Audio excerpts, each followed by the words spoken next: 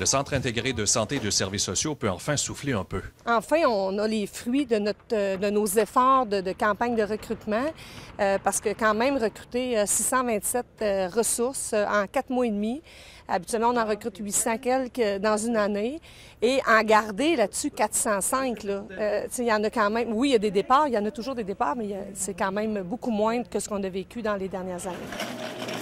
La COVID-19 a créé une pression sur les ressources humaines en place dans le système de santé de la Côte-Nord, mais semble aussi du même coup avoir favorisé le recrutement dans les métiers généraux. Il y a des gens qui se sont retrouvés au chômage, qui ont perdu leur emploi, que l'entreprise a fermé, ou qui se retrouvaient, pas de métier, là, les coiffeuses, Résolu a fermé. Il y avait plein d'entreprises, en fait, dans la région qui fermaient. Donc, il y a des gens qui voulaient travailler. Là. La PCU, ça ne les intéressait pas. Ils voulaient travailler. Donc, je pense que ça nous a aidés beaucoup. Là. Ça va bien? Le CIS a mis beaucoup d'énergie sur la rétention des stagiaires, comme par exemple leur louer un appartement lors de leur séjour. Mais le recrutement des infirmières et infirmières auxiliaires reste toujours un défi.